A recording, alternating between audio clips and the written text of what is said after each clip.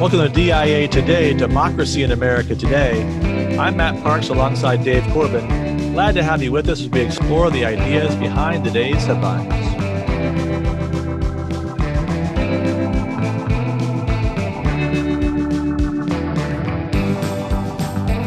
So how'd the first week of Providence go, Dave?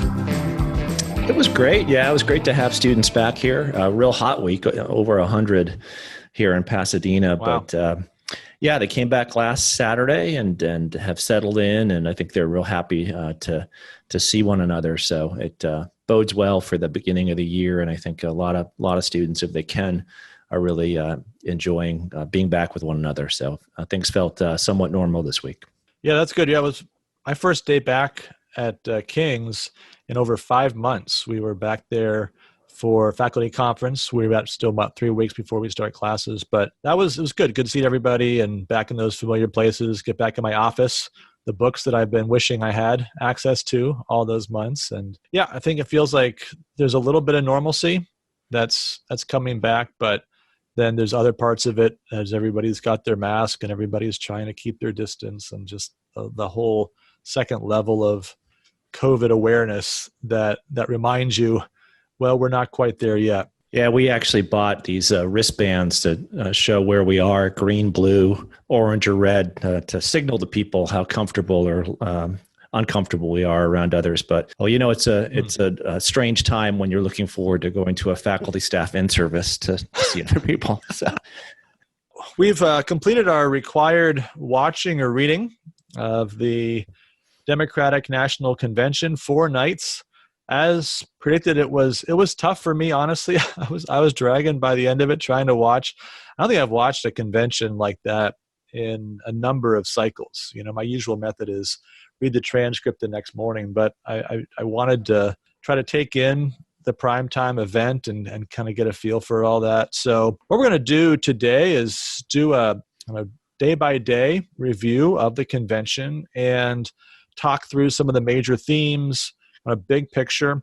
And then, as we always do, take that step back with our required reading and try to understand the basic context, intellectual, philosophical context of that convention through the lens of some early progressive writings. And as we see really the mainstreaming of progressivism, that's one of the major themes of the last dozen years, I think it's fair to say, going back to the beginning of the Obama administration. But really, even in this last campaign, you see how progressivism and some of the ideas that, as Bernie Sanders himself said, were seen as radical, have become mainstream, have become part of the normal way of speaking and the kinds of policies that are expected by a large swath of the Democratic Party. And so we're going to talk about that, make those connections between those historical antecedents and what we saw this week.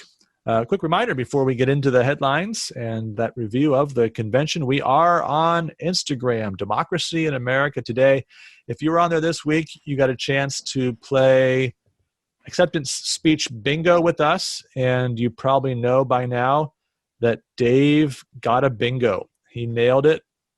He borrowed words from the slogan for the convention, so it gave him a leg up.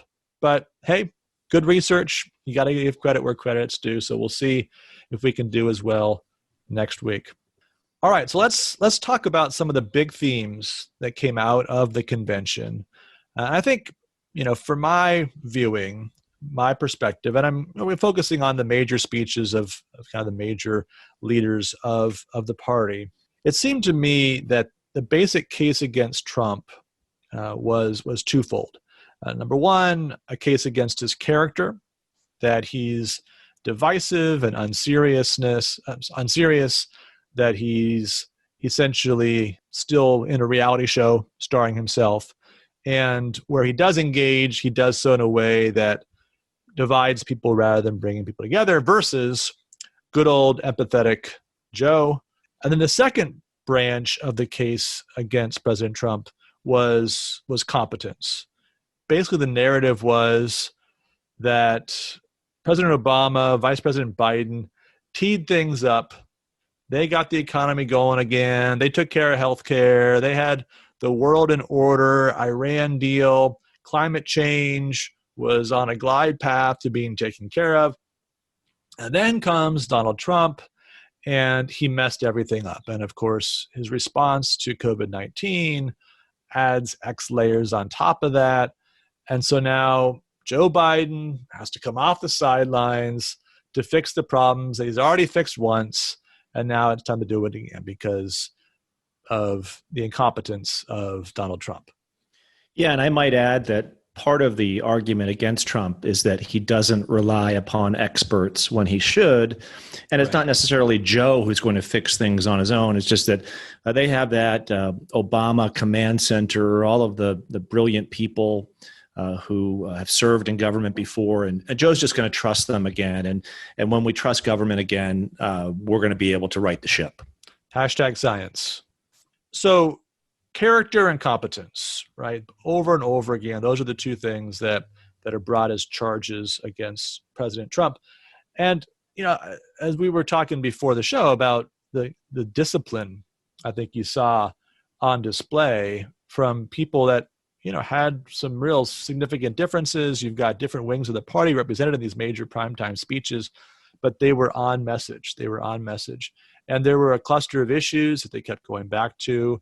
And they had a way of bringing what was, if you thought about it, a really strong set of charges against President Trump, and yet somehow doing it without maybe people noticing that that was quite what they were doing. Right. So democracy is at stake. Wow, that's a really big deal to say democracy is at stake. Democracy is on the ballot. Wow, that's a major claim to say my opponent doesn't believe in democracy or the basic rules of the game. And yet they were able to pull that off, it seemed, in a way that seemed kind of folksy. Yeah, if you go, as we will, through these 6 to 8 main speeches, it's amazing how often you'll see our country, our nation, the United States, they really did pull it off very well. That the whole thing was choreographed in a way where you do get a sense that there is something that is being lost here that they unitedly want to return to, and they're not angry, which is so much of what we've seen in some of the protests gone amok.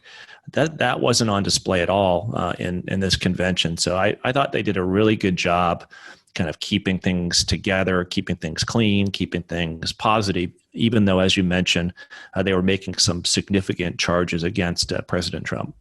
Yeah, I mean, if you follow the logic of the arguments, if you don't vote for Joe Biden, you will lose democracy, you will lose your life, you will lose your livelihood, and you will lose your future, right? So in that sense, the stakes couldn't be higher. But I think, just as you're saying, rather than presenting that in an angry way, but it was that more in sorrow than in anger. I'm not angry, I'm disappointed. That was the tone. You had that in Hillary Clinton, as she was saying how much she wished Donald Trump would have succeeded, but it just didn't happen. And Barack Obama, the same. I knew he wouldn't follow through on my policies, but I hoped he would do things in a decent way, that he would be somebody who would grow into the office, right? That was the kind of language there. And so it was sort of the parent who's disappointed in the child rather than the taskmaster who's ready to really bring down the hammer. Incredibly sincere. I just so sincere and authentic. But in all seriousness, you see the tie here between the experts who are going to solve the problem and the dope who came into the office 4 years ago, and the dopes who voted for him are making things worse, even though, like a good parent talking to a child, we would hope that they would have been more responsible when we left for the weekend and left the house to them. So let's work our way through the 4 evenings, and we're going to focus on the major speeches. Let's start with Monday night. We have Bernie Sanders and Michelle Obama, the two major primetime addresses. I thought Sanders was a classic Sanders speech. It was the one speech where we got to look underneath the hood and see what kind of car we're really driving, right? We heard a lot about good old Joe, but there was not a lot about policies. And Sanders was the one speech where you didn't get into a lot of specifics, but you got a sense of the tone of the overall policy direction when he emphasized, once again, that those policies that were considered, and he does the air quotes, radical, are now mainstream. And that's the policy program. And there's something that seemed to happen there, kind of a deal between the progressive wing and the ones that want to make sure they win the election. So look, you give us the platform, we'll let you have the convention. But I thought, his was the speech that kind of went against type, and in some ways became refreshing as you went along, because all the rest of them seemed like they were written by the same group of writers, hit the same phrases, hit the same charges. Sanders got to be Sanders still. Yeah, he had to add in on our nation, our country, our democracy. So he had maybe 5 or 6 of those. But yeah, he did get into some specifics, and specifics were very much lacking throughout the convention. Joe supports raising the minimum wage to $15 an hour. This will give 40 million workers a pay raise. How it's going to be paid for? Well, that's another question. Joe will also make it easier for workers to join unions, create 12 weeks of paid family leave, fund universal pre-K for 3- and 4-year-olds, and might make childcare affordable for millions. Joe will spend money on infrastructure. Joe will reduce or lower the eligibility age of Medicare from 65 to 60. So here are some, very kind of progressive policies that would be very expensive, but there's some flesh to the speech. There are some directives that are given. This is what you can expect if you vote for Joe. Yeah, I think he was actually the speech that was the most in kind of that attack dog mode. We were thinking Kamala Harris might take on, which she really didn't in her speech. But he was the one that kept using Trump over and over again, 8 times. Trump did this, Trump will do that, versus Joe. All right, how about Michelle Obama? Let's now talk about her speech, the one that wrapped up Monday evening. And this is the speech that really introduced what turned out to be the major theme in terms of what we wanted to say about Joe Biden, namely a focus on his empathy. That was the dominant word in Michelle Obama's speech. I thought it was very effectively delivered. I think, again, this like more in sorrow than in anger. Nobody captured that better than she did. She doesn't even want to be involved in politics. She hates politics. Somehow she keeps getting dragged into conventions and being first lady and all the rest. But she hates politics, but she loves her country. And so here we go again, because the people that are supposed to do this job aren't doing it well. They don't care. Everyone can be empathetic. We teach it to our children. It's easy to be empathetic. And somehow we have a president who's not. Yeah, I likewise thought that the speech was a well-crafted. I think that the theme that I saw over and over again in all these speeches is, what is the story of America? We who are of the Democratic Party, we who are of a progressive mindset, we're not rejecting the story of America. We want to embrace it, but we want to embrace it to its full realization, a realization that's been taken off course in the last 4 years by this awful, incompetent man. So let's shift to Tuesday night. I think we can move pretty quickly through the 2 major speeches there. We've got Bill Clinton and Dr. Jill Biden. We had asked the question whether Bill Clinton would apologize for anything, and of course he didn't. He really just seemed like he was replaying some of the classic hits of the 90s. We heard some of those phrases. Remember his talk about investment. We don't spend money on things, we invest. The image of the presidential election campaign as a job interview and smart plans. All of these are just tropes that we're very familiar with if you were following politics 20 or so years ago. And it seemed like he just sort of tried to reapply that same language, that same rubric, with some of the key buzzwords of this. He was doing his part, he was playing his role, but with some of the key buzzwords of this campaign mixed in there, but basically just recycling Bill Clinton of old. Yeah, and I'm a little sad for him because he almost plays the part of the corporate consultant rather than the revered former president. Here talking about the job as someone having a job interview and being able to get the job right. The job should be leading a command center. Instead, what we've had is a storm center. And we don't want to renew this person's contract. So very much consultant speak. It fits very well into this theme. If we only had a person who trusted the experts, when I was in office, I hired all the experts. They're still here. Go back to them and we'll be in good shape. But nothing of of great inspiration that kind of drew yourself to a different picture of the country in Bill Clinton's speech.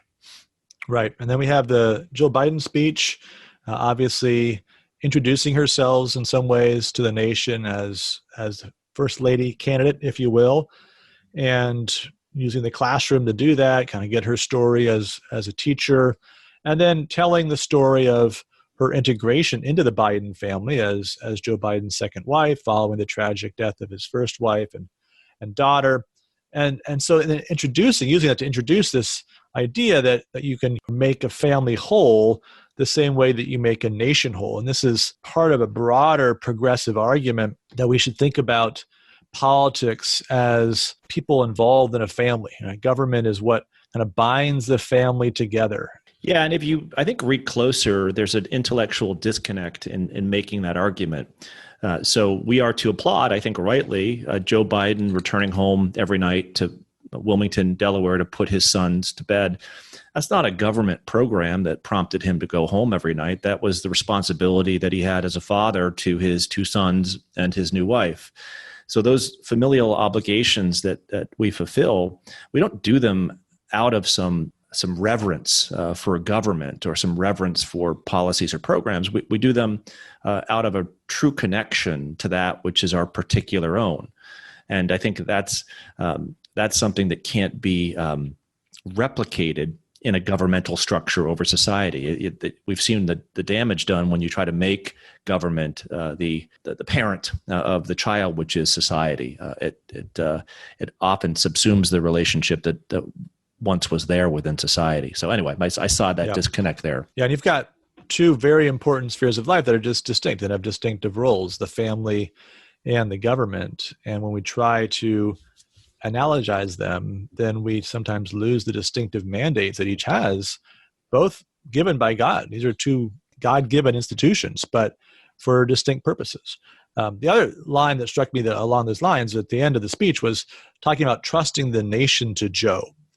And again, there's just sort of this idea, first of all, of the president, right, as the one office holder who has responsibility for the whole nation, but then just handing over all of us somehow as a trust, as if he's this father figure who's then meant to care for us all in the same way that he cared for Hunter and Bo and for Jill and those closely connected to him.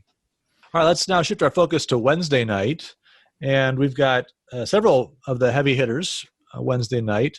Hillary Clinton, of course, spoke, as did Elizabeth Warren, Barack Obama, Kamala Harris, accepting the vice presidential nomination. Maybe just a few thoughts on these speeches. I think Hillary's speech was, again, kind of similar to her husband's in that he sort of felt like we've been here before. Then Elizabeth Warren, very diminished role, talking about child care and her personal story in connection with that. And she was the other person besides Bernie Sanders who talked a little bit about specific plans in the area, in that case of child care, but really brief speech. You thought about somebody that might have been vice presidential nominee and kind of gets pushed to the sidelines. Even though she's got this primetime slot, it sort of felt like a much diminished role for her from what might have been. And then Barack Obama obviously comes up, second to last speech, longest speech of the evening, and really brings the kind of indictment I think that only an ex-president could against the sitting president. You're just not up to the job. I did the job well. I left things for you in a good condition, and you messed up. I would give a little more credence to Elizabeth Warren's address. I think there was one line in her speech that stuck out to me, that in life she learned a fundamental truth, that nobody makes it on their own. And I think that line is kind of tied back to this notion that we were just discussing about a government that empathizes with you, that you can't make it on your own, so you have to turn to government and will have to turn to Joe to hold the nation together, to heal it, and so on. And that we're going to trust Joe and his team of empathizers, his team of planners, which works well with Warren's "I've got a plan for that," to make the country right again. So I likewise found Hillary's speech to just lack any authenticity. I think that it's just amazing that time and time again that it just falls flat. And I don't think that's simply for me. I think that many people hear the speech, and after one point she said, I really wanted the president or Donald Trump to do well. I meant that. Like she had to actually prove, right, that I really mean that I really wanted him to do well. Please trust me. Yeah. Woman doth protest too much, but I think that is just clear in her speech. And I wasn't impressed with President Obama's speech, but I just knew the next day when I woke up it was going to be the best speech ever given. His oratory is amazing. If we just could get back to a time where he was there, and I didn't sense that from what I read of his speech. I will say this, however. If you're looking at the kind of intellectual dynamics at play in the whole convention, and the notions that we'll talk a little bit about later in the required readings, I think you see a great cognizance of those readings and an intention in Obama's speech that you might find lacking in other places. So, but that's how I'd make out Wednesday evening. Okay. Yeah. And of course, then we have the last speech of the night was the Kamala Harris acceptance speech. And as we said before, it wasn't really that attack dog speech that we anticipated, as often we get from a vice presidential candidate, much more autobiographical. There was only one mention of Donald Trump, and it really focused on, I think, connecting her story to the broader story of civil rights. That seemed to be how she was trying to weave it all together. And then especially using the image of the beloved community, which was at least popularized by Martin Luther King Jr. in the 50s and early 60s, in a number of speeches and writings. The idea of after nonviolent protest, what happens? Well, if you do it right, you actually bring about reconciliation. Yeah, and then that works into the most famous quote from her speech, that there's no vaccine for racism. Well, that's very true. There's no vaccine for racism, and we don't need to read Shakespeare's Othello to see that. We don't need to see, but we could, all of the ugliness through human history that shows what racism is. But if that's part of that thing that is sown into human nature, is there a hope that somehow the Biden-Harris administration is going to, without finding a vaccine, find a means to work to undo racism forevermore? That's a seminal challenge in every human age. We can't trust a series of experts to come up with something that's going to overcome that.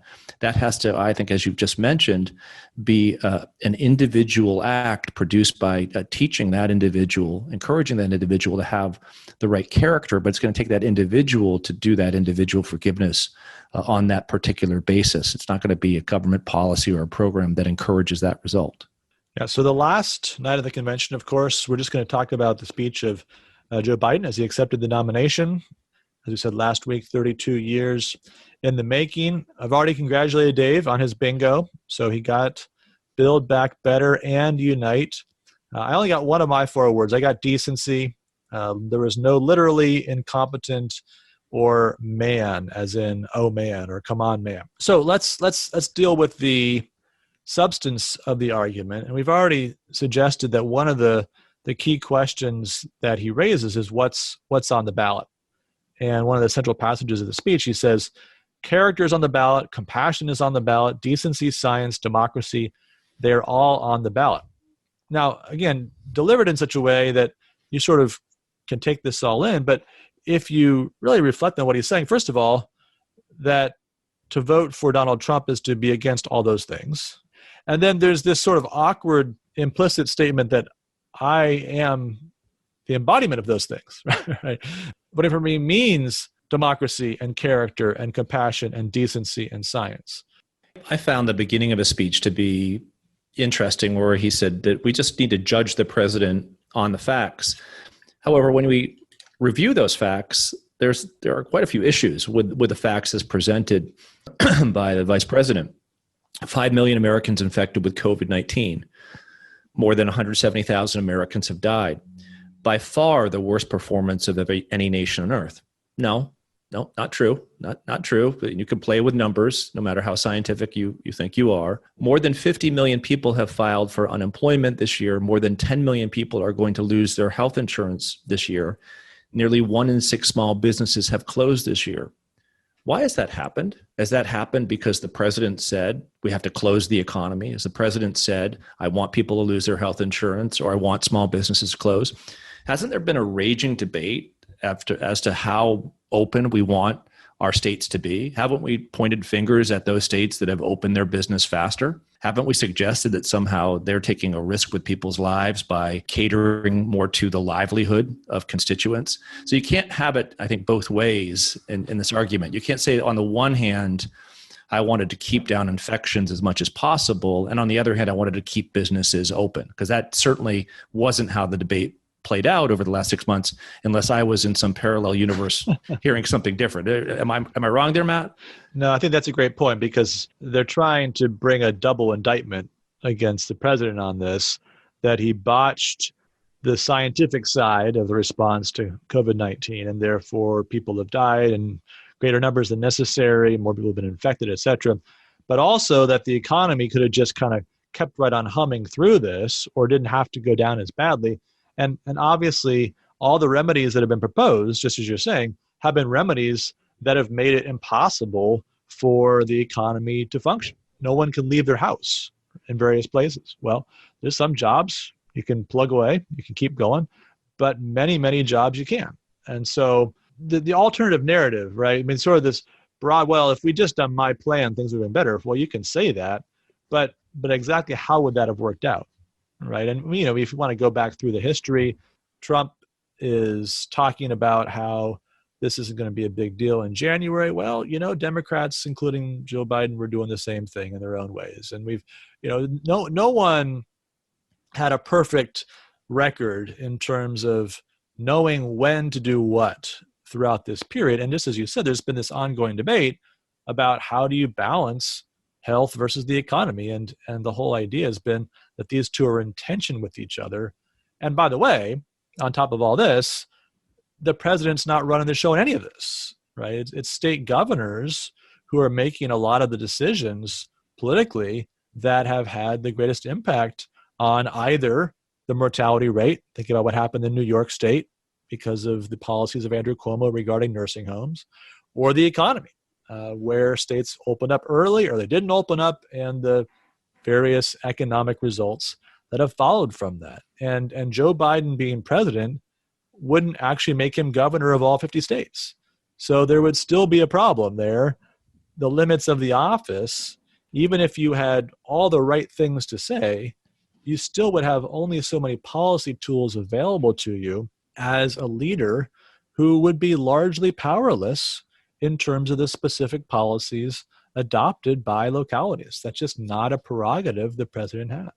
But you have to present it, if you're the president's opponent, that this was a simple problem. It required a simple solution, and had that simple solution been enacted, we would not be here in August.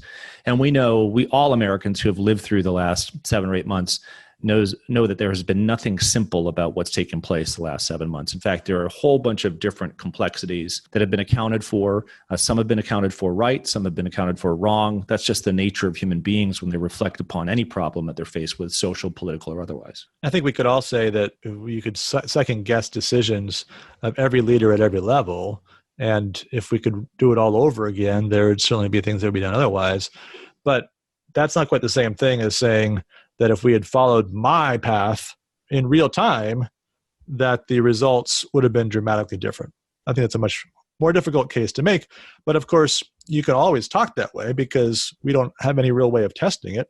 And if it's bad enough, people will say, well, it couldn't have been worse. We need to move on to our required reading. So Dave, what do you have for us today as we try to understand further the Democratic Party in 2020? Well, I do want to make mention before I get into the required reading that, and I'm not charging anyone with plagiarism here, but I gave a convocation address at Providence on Tuesday evening, and the imagery that I used in that address was light and darkness. And then you turn to Vice President Biden's speech. Where does he go?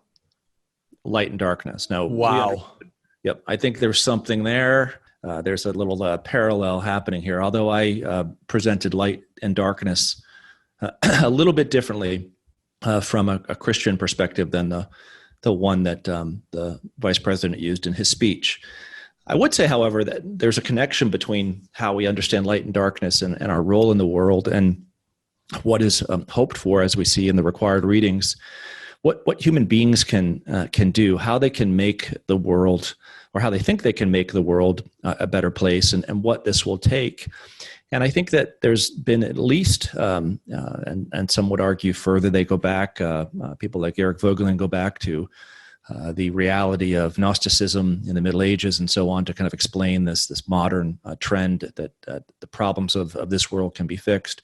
And we spoke a little bit about this last week as well. But I think in the context of American history, it's really interesting to try to draw together what takes place after the founding so that the country pivots in a more progressive direction.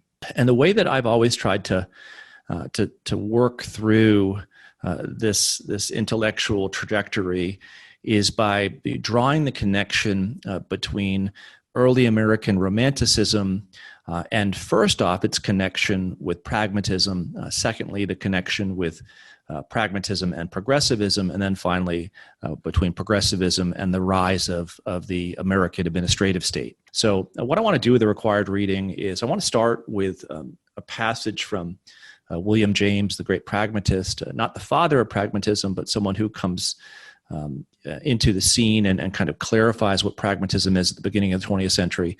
I then want to turn from James to the great progressive Herbert Crowley, talk a little bit about John Dewey, and then end off by kind of examining the state of the Democratic Party and the progressive movement in the country today, and to kind of go back to our talk about the convention to see how well this convention did in terms of kind of working through some of the hopes and aspirations of progressivism, but doing so without producing distaste for a certain class of people within the country.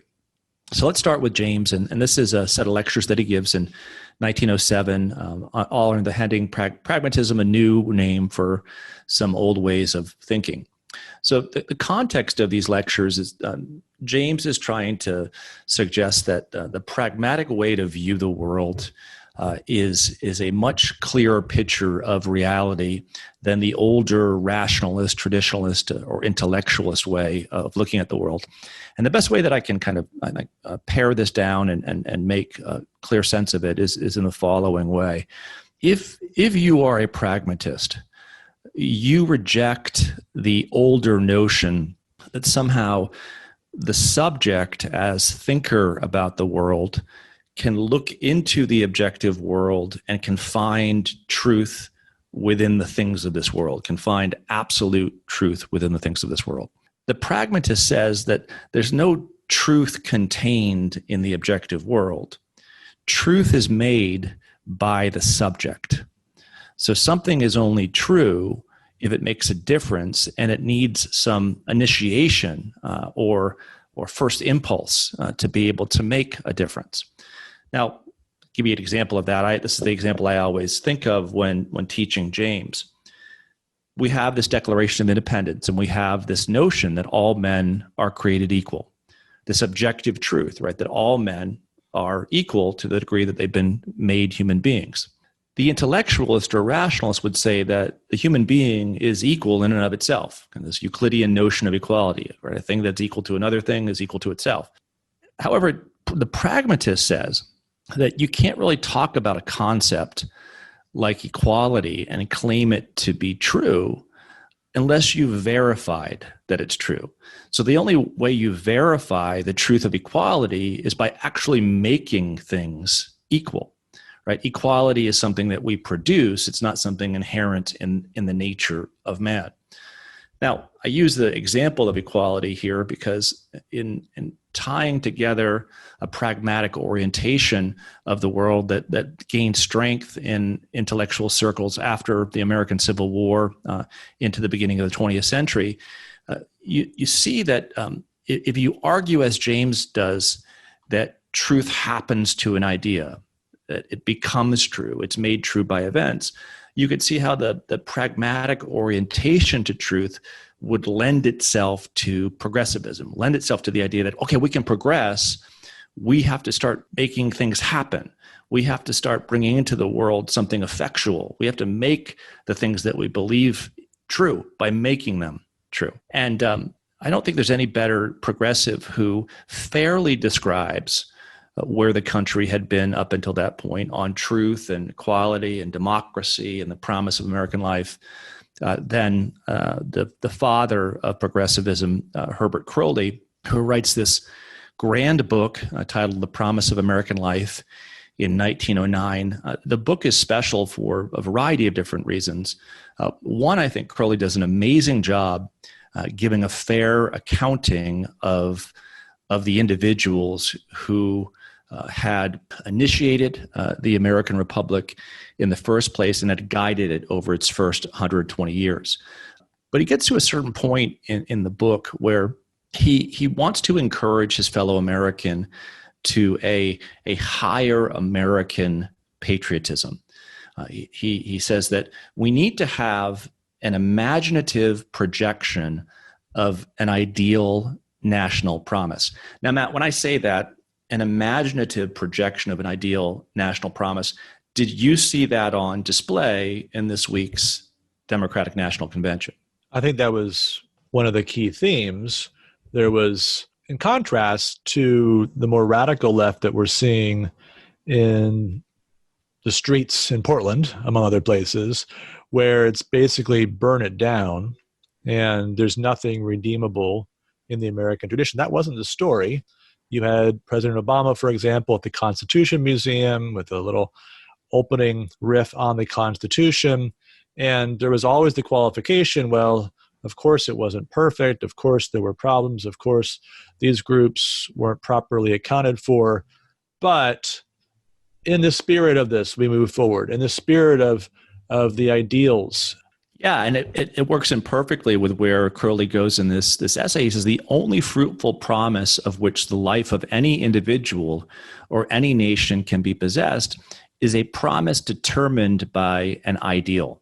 So it's a forward-looking ideal that you're moving toward, and you did see in President Obama's speech that we're heading towards this ideal, this North Star, and that's what we were trying to do when I was president, and that's what Joe will do again if you elect him in November. The problem, Crowley would say, is that as long as Americans believe they're able to fulfill their national promise simply by securing political rights, they will not aim and aspire towards that greater ideal.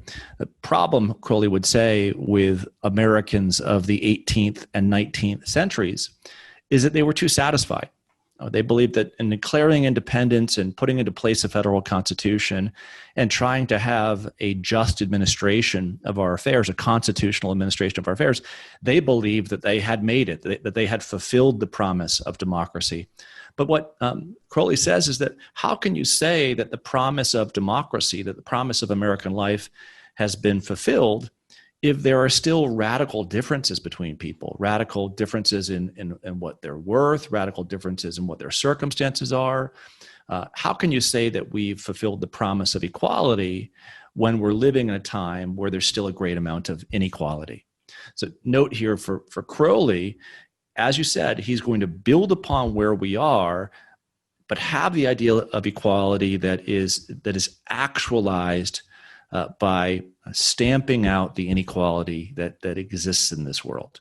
So the progressive platform is put into place here at the beginning of the 20th century. What are we after? We're after putting into place an administrative state that can undo the injustices that are present within American society as long as inequality exists within American society. That's a massive project, but one that would truly inspire people to do the right thing, to give them purpose for their existence. So I do think that we see that in the DNC speeches, this forward-thinking progressivism that gives people a reason to be.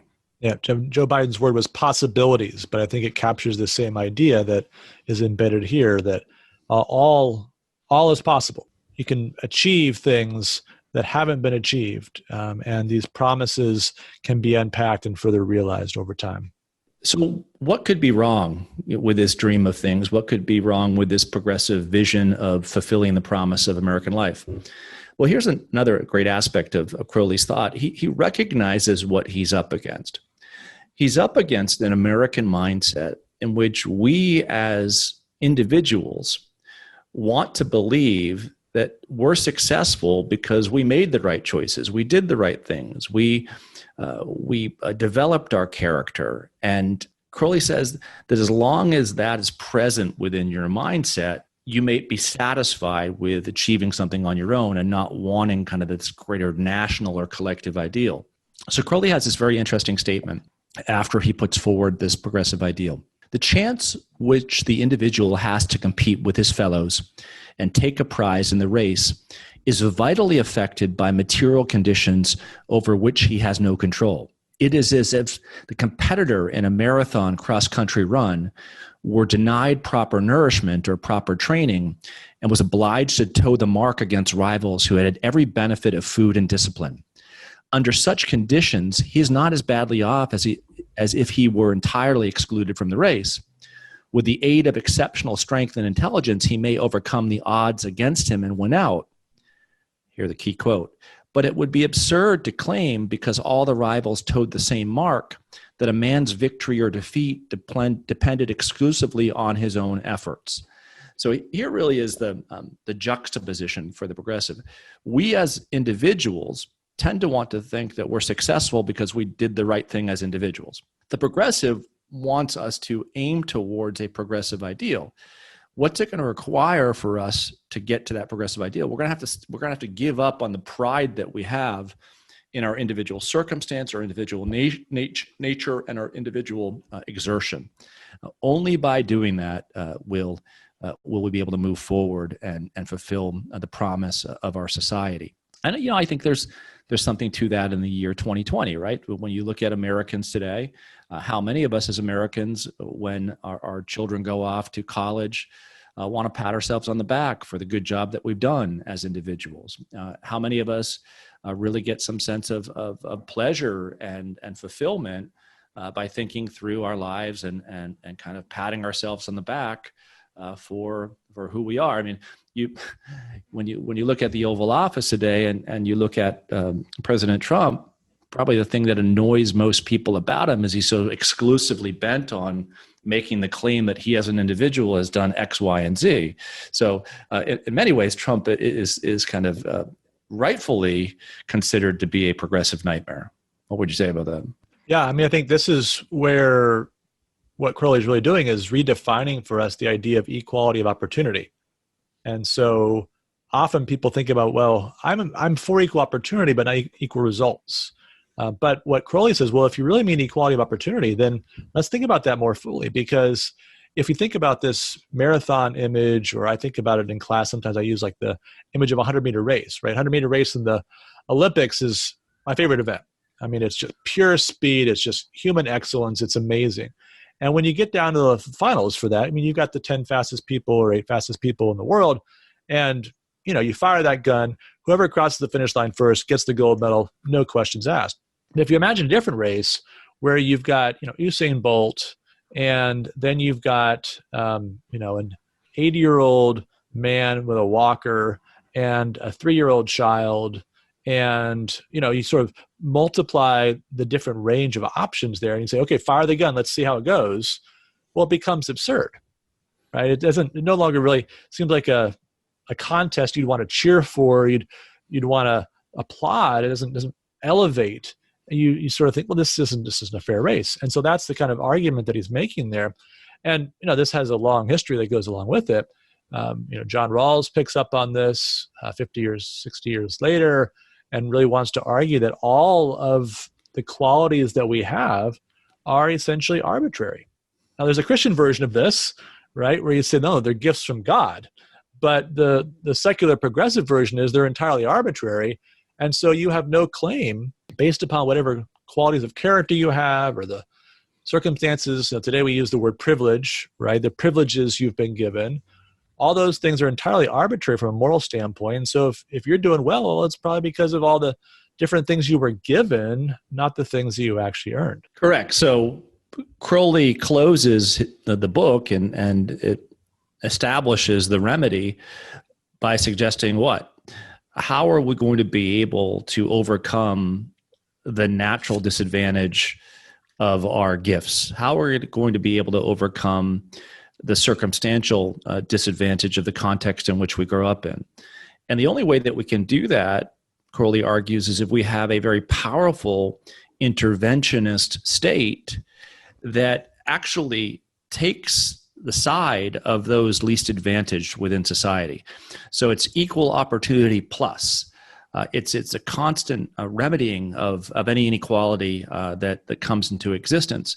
And this, I think, has been a lot of what we've seen in 20th century American public policy, this intervention at play, this trying to kind of equalize things wherever you can. Not a perfect equality, not a Marxism, because there has to have been a compromise struck between that idea of the American individual and the progressive ideal. So I think the best democratic politicians have been able to sell progressivism without upsetting those of an individualistic orientation, which is why I want to turn in my third reading, which is very, very short. It's a passage from Paul Johnson's great book, Modern Times, a chapter titled The Last Arcadia, in which Johnson references the philosopher John Dewey, and John Dewey's warning to his fellow East Coast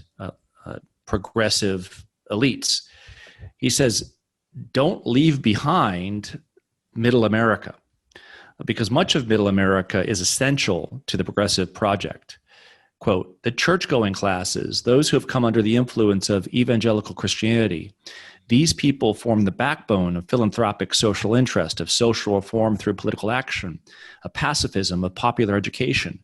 They embody and express the spirit of kindly goodwill toward classes which are at an economic disadvantage and towards other nations, especially when the latter show any disposition toward a republican form of government. The Middle West, the prairie country, has been the center of active social philanthropy and political progressivism because it's the chief home of this folk. So this Middle America that Dewey points to as being essential to actualizing the progressive dream, they must be brought into the fold. If Middle America views itself as outside, right, the progressive norm, or views progressive norms as being antagonistic to what it believes in, then that East Coast cosmopolitanism is going to create a rift between the Democratic Party and the country, between the progressive movement and the country. So how would you judge, Matt, how well a Democratic candidate for president, but former Vice President Joe Biden, and all others who spoke Monday through Thursday on this account, did they heed Dewey's warning well or not?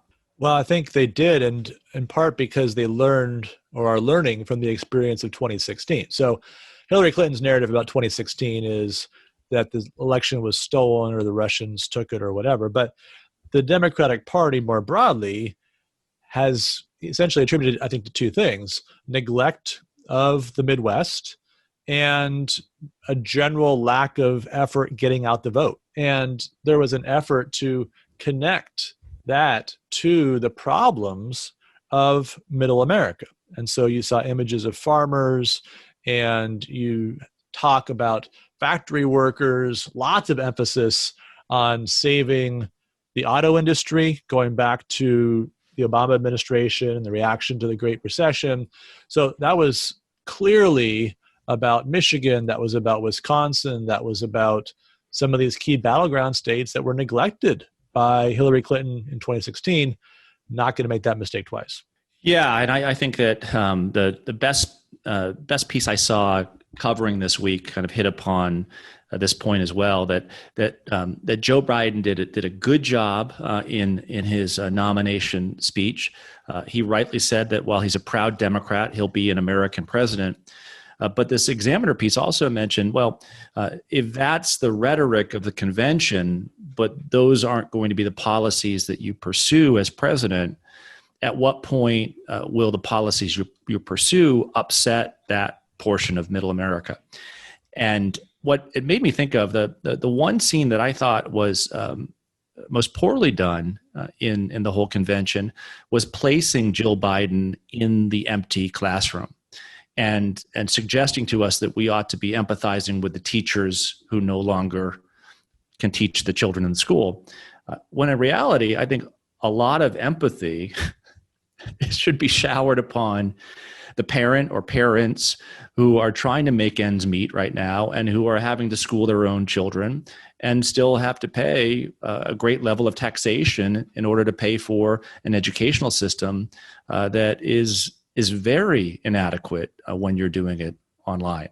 But then my second note, and I may have nothing to this point, but one of the problems I see with the Midwest strategy, especially with policy, is the following. What's not going to happen this fall in Ohio and in Michigan and in Wisconsin, in Minnesota, that is very important to the people of Ohio and Michigan, Minnesota? No football. There you go. That is part of the norms of fall in these states. And that may be something that as we move closer and closer to the election, if that point is emphasized, that may be a point where the tension becomes very real between the rhetoric of the convention and the reality of life under what might be the next Democratic administration. Do you want to live or do you want to defer to an empathetic government that does not allow you to live?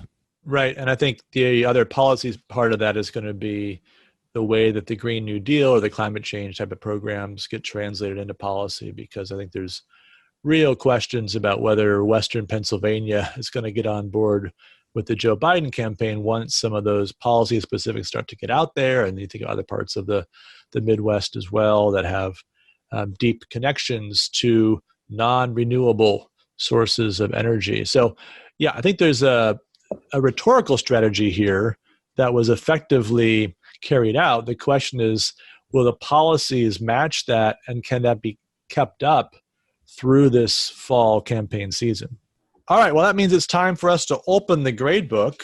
And today we're going to take a look at some of these new traditions that may have been launched by this first online, virtual, whatever you want to call it, national convention. So, they had to reimagine this whole thing without the throngs, without the crazy hats, without the confetti and the bands and all the rest, and a lot of production effort that went into that.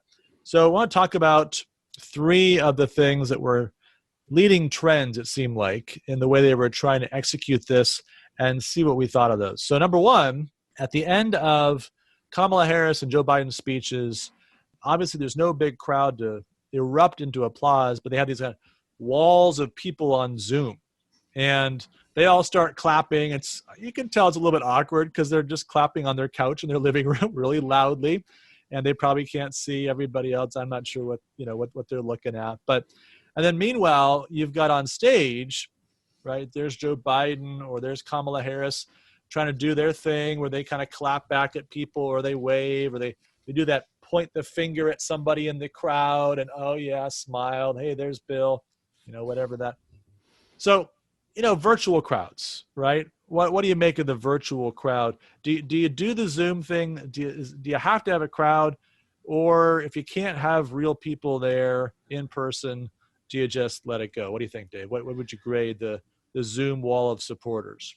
I'd grade that a D. I've seen some concerts over the summer that have been Zoomed where there is a performer who's just outstanding and the people who are watching are kind of moved by the music and react. And it's just much more natural. And I think, part of stagecraft and politics today is so artificial anyway that it just seems that much more artificial when you're bringing in this other virtual audience. So I give that a low D. Yeah, I agree. I didn't think it really worked. There weren't enough people, so it felt like a very small crowd, and everyone on both sides of it just felt like they didn't quite know what they were supposed to do. I would say that the Republicans should try something else. Either have a small crowd of people that are actually there, socially distanced, whatever you got to do, or just not have that applause thing at the end of the speeches. Fortunately, as teachers, we don't have to worry about getting applause from the Zoom discussions we're having, right? We just want, to see people awake on the other side open, of things. Right. And we can point at them. Hey, you're awake. Yeah, great. Yeah. Got 17 people awake, 3 asleep. Good. Yeah. Batting 85%. That's right. Yeah, that's right. That's a pretty good morning. Okay. All right. Now, number 2, we've got the award show type hosts. So each night you had a different Hollywood actress who kind of hosted the primetime thing, did the transitions between speeches, depending on who they were, threw in a few jokes or comments, political comments. Is this something that the Republican convention should be looking to emulate? Kind of depends for me, like who you're going to invite for hosts. I mean, do you have people who are actually funny? Do you have people who you want to see? I mean, most of the people that were there this week are not really individuals that I'm drawn to. So I don't know. Maybe it works, if you know these people and admire them. But I'll give it a C in my case because there's nothing there for me. Yeah, I thought it was awkward. These are great actresses, but it still wasn't a great format for them. I'm not really into the whole award show scene as it is. Republicans, I would say, definitely steer clear of this because, we know the list of actors that are available for a Republican convention.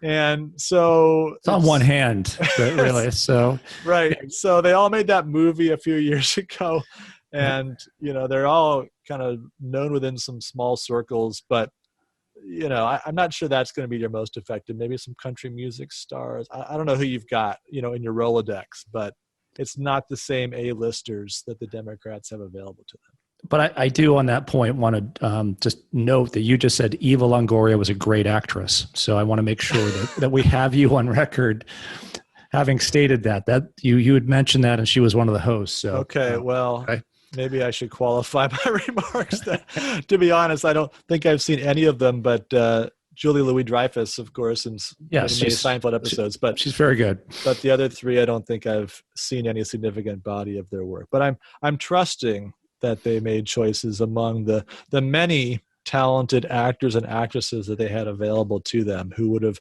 no doubt been willing to take on this task. It was amazing. We didn't know before this convention that Hollywood was in favor of the Democratic Party. That's a great. That was weird, wasn't it? Epiphany. That's right.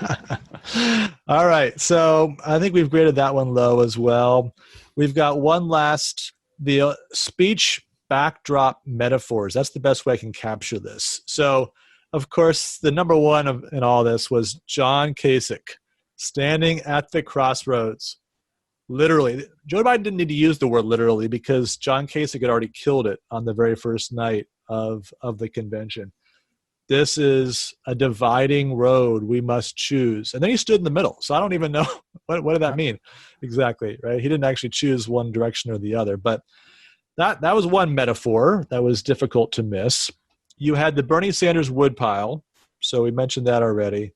And then Chuck Schumer giving his speech, at least if we took him at his word, in front of the Statue of Liberty. Unfortunately, it was dark. I don't know. Others maybe had a better channel they were watching, but I couldn't see the Statue of Liberty. It just looked like black sky behind him to me. So it was definitely meant to make a point, and Schumer's speech really depended upon the metaphor, but unfortunately there was no Statue of Liberty visible at 9 or 9:30 at night on the East Coast. So what do you think? Speech backdrop metaphors. Should we go heavy into this if you're a advisor to the Republican Party next week? No, I probably wouldn't go there. I would give that. I give it kind of a high grade because it was funny. And when people think that they have to make an idea so explicit to someone that, right. that the metaphor is so front and center. But I would probably not go in that direction. So for enjoyment, I'd give those an A minus.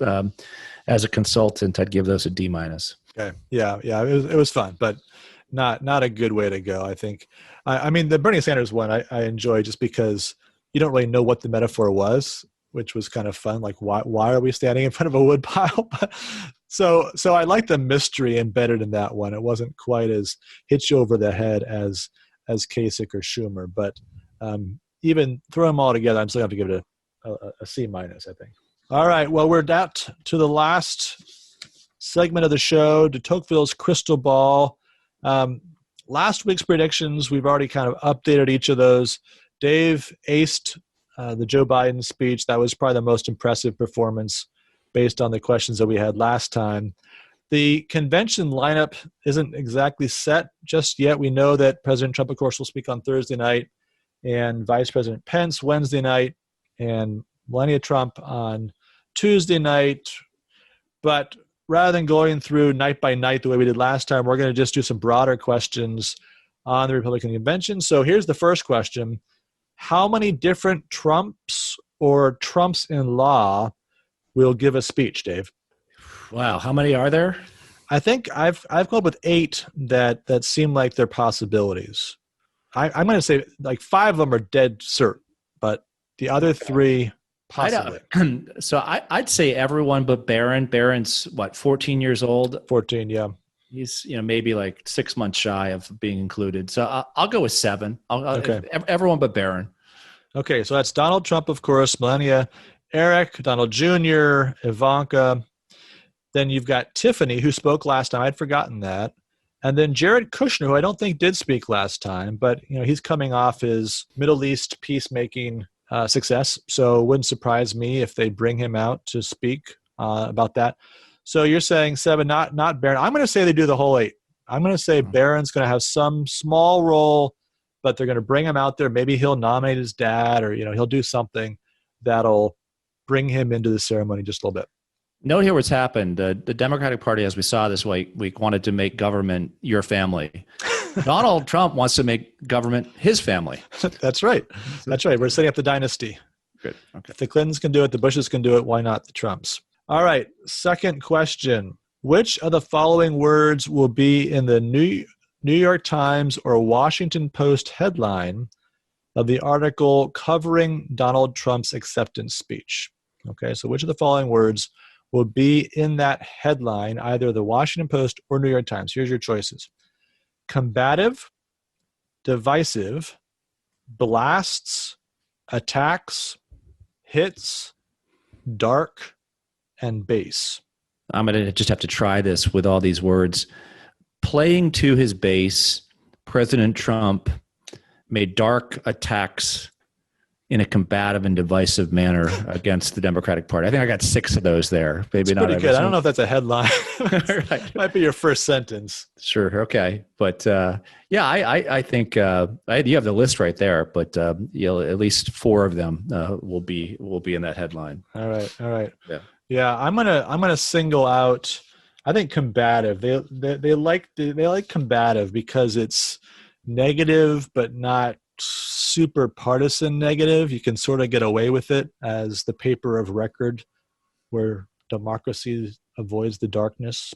I think we're going to get dark, though. There's been a lot of references to him being dark, and of course that would be a nice nod to the Biden imagery. And then I'm going to say attacks. I'm going to say combative, attacks, and dark are the three words there. Okay, so then we've got to do our equivalent of our bingo board from last time. Give me 4 words that aren't part of the convention theme or the official slogan. Thanks for clarifying that. Okay. Yeah, well, I want to have a chance to win this time. Sure. Okay. So 4 words that aren't a part of the official theme or slogan that will appear in Donald Trump's acceptance speech. Now, one further twist. and one word we might expect to be there but won't. All right. So my 4 are mob, lawless, hate, radical. Okay. And one word that you expect to be there that won't. All right, I'll tell you what mine are while you think about that. Okay. I've got anarchists, so that's going to be kind of play off your mob. Protect from the lawless. Mars, I think he's going to talk about Mars. I think there's going to be something about, like, that's, everyone says there's no agenda for the second term. I think Mars is going to be that agenda, part of that agenda. And then stock market. He loves to talk about the stock market. And the word that he's not going to mention, that we're going to expect him to mention based on last campaign, is wall. I think we're going to lay off the wall. Not a lot of walls been built, and I'm sure he's not going to want to draw attention to that fact. Yeah, I like that. That made me think. Maybe the word that I would leave out is immigrant. So immigrant won't make its way into his speech. Okay. All right. Well, we will see. We did okay, I think, with our predictions last time, but we've got some work to do. Our crystal ball predictions are not perhaps the most accurate part of the show, but maybe the most fun anyway, at least for us. So that's going to wrap it up for this week. Thanks, as always, for listening. And we'll be back with you, Lord willing, next week talking about the Republican National Convention. In the meantime, please remember to subscribe and review the show on Apple Podcasts, Google Podcasts, Spotify, and Stitcher. And don't forget to connect with us on Instagram at Democracy in America Today. Thanks again. We look forward to talking to you next week.